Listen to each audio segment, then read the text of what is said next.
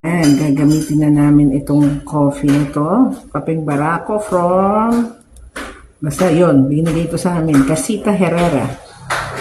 Yan, masubukan naman gumawa ng kape. Nakatikim ng kapeng Barako. Yan.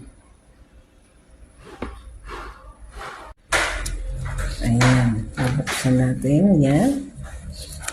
Lalagay sa isang baso. Yan, wala pang laman yan. Ayan. Tapos, bubuhusan ng mainit na tubig.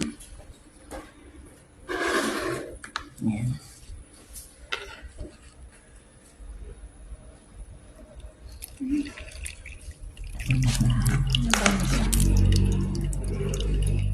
Ready ako. May basahan ako. Ayan. Kapeng Barako yan. Ang bango naman. Ang ganun pala yung tsura yan. Unti-unti nalulubog.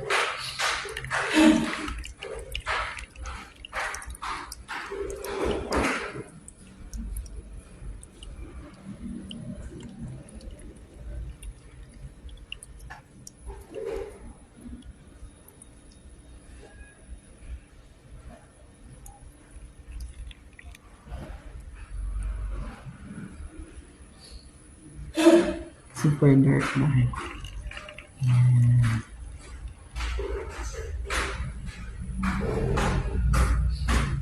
Konti pa lang.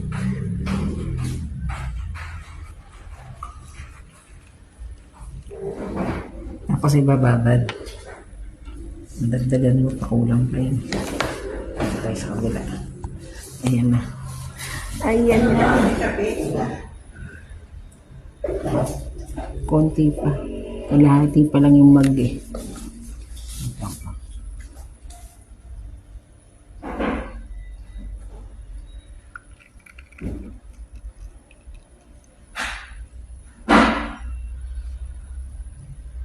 Ang bango ng kape niya. Parang yung sinunog na bigas. May nagkakapit-bahay kami dati sa Asuncion May. Yung matanda na taga probinsya ma. Di ba nagsusunog ng bigas yun? Tinutusta ng gusto. Hindi pala sinusunog yung bigas. Tinutusta pala. Ayan. Ang ganda ng kulay. Ang bango. Ang sarap ng kape na to. Parang gusto ko na palitan yung kape ko. Di, bukas ka sa akin.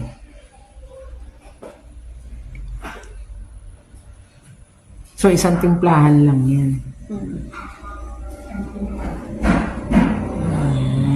Ayan, tanggalin na natin para makita yung itsura. Ayun. Ang ganda ng kulay. Kapeng-kape. Ayan. May tumutulog pa. Sayang.